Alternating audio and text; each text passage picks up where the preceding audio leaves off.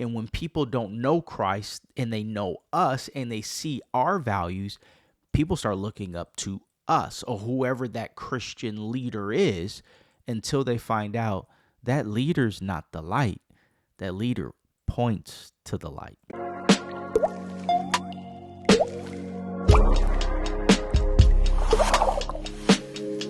Have you had your daily drip?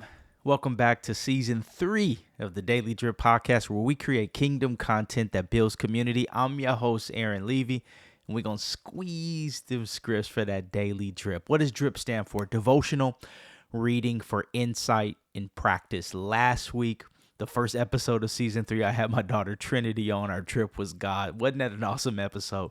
So proud of my daughter.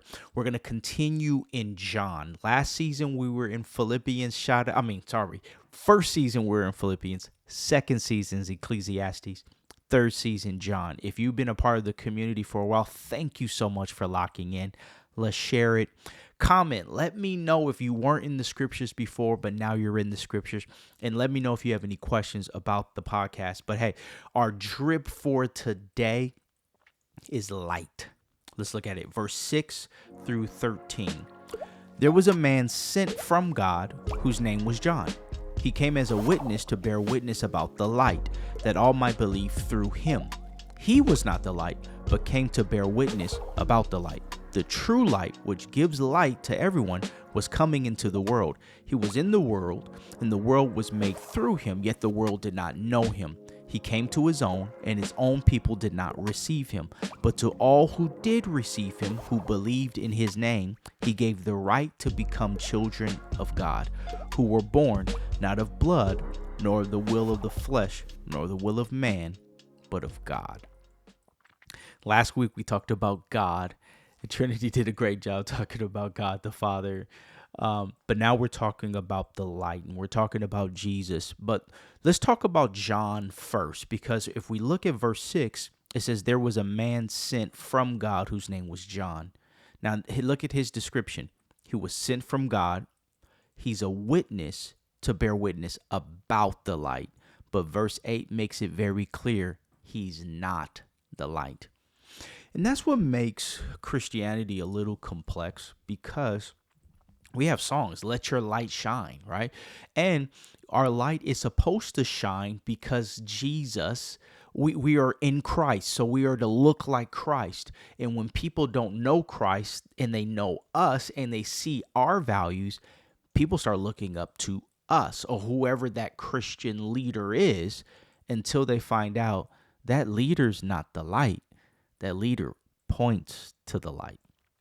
Remember last week in our drip, which was God, if we go back to verse 5, it says, the light shines in the darkness, and the darkness has not overcome it. We live in a dark world, and this dark world needs Jesus. Since we're in the world, not of the world, we'll look at that later, that we are supposed to be Johns. And Johns are sent into the world to bear witness about the light. So anybody that's in a dark place doesn't need me. Anybody that's in a dark place needs the light, and the light is Jesus. My job as a minister, and the definition of a minister is not somebody who preaches. The definition of a minister is somebody that uses the gifts that God gave them to help those that are in need. Minister. I minister my gifts to help you.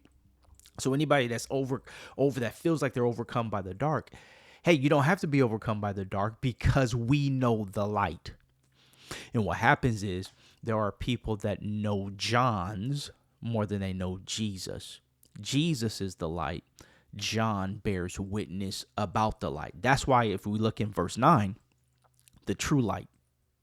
So John can be described as a light because he looks like Jesus, but he's not Jesus. So look, the true light which gives light to everyone is Jesus' will that everyone experiences his love. Because once you experience his love, then you are out of your darkness, which means sin, which means your past, our past, which means that we now have access to the Father. And the Father sent his son Jesus, we talked about that last week, to be the reconciliation needed for us to have a relationship with the light. But look what it says in verse 10. He was in the world, and the world was made through him, yet the world did not know him. So what ends up happening is Jesus comes to the world. And as Jesus comes to the world, he is the model of what God expected mankind to be like, to always choose God in every decision. How are you doing with that? I know I'm not doing good with that. So we need constant reminders pointing to the light, especially when we're in the dark. So that begs the question for you and I, because this is devotional reading for insight and practice. We can't practice this if we don't admit, where is our darkness? Is it some of the homies that we're around? Is it the relationship we're currently in? Is it how we're describing our enemies? What is the darkness that the light needs to shine into? Is it what we're watching on our screens? What is the darkness? Jesus wants to shine his light wherever you're dark. And he'll use people like John's that help shine light, not their light. And that's why we can't be judgmental. That's why we can't be hypocritical, where we come and we have flashlights looking at everybody's darkness and nobody's looking at us. It would be wise not to have a mentor who doesn't have a mentor, because that person doesn't know what it's like to be in the hot seat. John's role, our role, as we get closer to Jesus, we look like Jesus. Now, if you're already a Christian, think about the first time you gave your life to Christ and started walking with Jesus. You didn't feel like Jesus was rude. You was like, I'm forgiven. I'm set free. Isaiah 43:25, God chooses not to remember my sin. My God, God is so gracious. That's the light.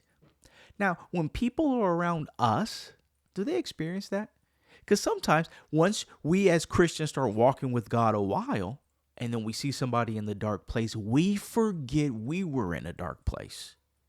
And we start auditing other people's lives instead of loving them through the darkness, staying in relationship with that person long enough to be consistent in pointing them, he or she, to Jesus. Look at this, verse 12. But to all who did receive him, who believed in his name, he gave the right to become children of God, who were born not of blood, not of the will of the flesh, not the will of man, but of God. This is rich right here, because this speaks to me when I was younger. When I tried to be a child of God, verse 12, by the will of the flesh or the will of man. What does that mean? I'm going to improve. I'm going to stop looking at that. I'm going to stop doing this. I'm going to stop. And I have this list of tasks, willpower, we call it. And this is a good time to talk about it, because so many people have New Year's resolutions. And with New Year's resolutions, what we tend to do is look at all the areas that we failed in past years. I'm not going to do that, and I'm going to do this. Behavior, behavior, behavior, not belief. Because it says he gave the right to become children of God. Who believed in his name. So if we want to point to the light, the people that point to the light have decided, I'm going to believe in Jesus more than my willpower, more than my skills, more than my performance. Because the will of the flesh is, hey, I'm going to perform. The flesh always wants to perform. So sometimes we try to impress God with, hey, I spent an hour with you. Hey, I'm praying now. Hey, I'm going to church now. And Jesus is like, but do you believe in the work I've done on the cross? And are you allowing that to influence your decisions? Not all this activity you're doing. Jesus makes it very simple. Now, the will of man is religion. And see, sometimes in our faith journey, then we just follow the system that the church says, which is nothing wrong with the system of church. I work at a church, and the whole system that we have set up is called Faith Journey, because we are helping people. We are a complement to what discipleship looks like. So it's spending time with Jesus yourself It's going through that in community, and we put that in a system to make it easy, but we don't make systems our salvation. And when it says, nor the flesh, willpower, the will of man, religion, but God. So there are people, I went to Growth Track, I went to Forward, I'm in a neighborhood group, I've been baptized, checking off all these spiritual activities, but do you believe in God? So if you believe in God, is his love influential enough to treat your spouse differently? Is his love influential enough to forgive that person that wronged you? To forgive yourself for the past? See, that has to do with your belief system, not your behavior system. And that's why we have the right of being children of God. Has nothing to do with what we've done. Has nothing to do with what we don't do. It has everything to do with what Jesus did for us. And if we believe that in faith, we have access to the light. Why do we have access to the light? To share it with those that are in the dark place, because the same mercy we receive, we give to others. That's the gospel. That's discipleship. So that's what we're going to practice this week. Have we been trying to be like Jesus? Have we been putting pressure on ourselves to be perfect? God never asked you to be Jesus. God told Jesus to be Jesus. And God, Jesus being God, submitted in his role to the Father, carried out what he was supposed to carry out for us. Now, Jesus did call us to be a John, a witness, an example, pointing to the light, helping those that are in the dark place. Well, something that's beautiful is when we share, when we're free from our dark place, how Jesus set us free from that dark place. So sometimes we shine a light on our dark areas to be relatable to others that are in their dark place now. That's how we'll practice this week. Who in your community can you help? Who in your community can you witness to? Now, let's not be over spiritual as a witness, meaning that I personally don't believe that I have to be on a street corner with a bullhorn telling people they're on their way to hell if they don't. No. I have next door neighbors. I could just be friendly to them and learn their name. When I'm running in the community, I can smile and talk to people and see how that develops over the months. And as I live my life in community, people will start noticing, hey, the Levies are kind. And that openness opens up relationship to share why I'm kind, because I haven't always been kind. So playing the long game in the relationship, pointing to the one that saved us. So yeah, sometimes we want that conversion number, right? But is that performance? Is that religion? What if you just live like a child of God, depending on your Father and representing God well? Because we're his witness, he's the light, and we shine pointing to him, not towards us.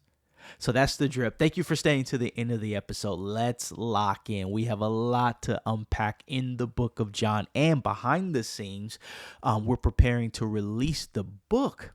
That's going to be a devotional in the book of John that you can do with your community. And we're going to have some other activities that we can do as a community as well. Hey, if this episode was a blessing to you, why don't you share it with those in your circle as we expand our drip community?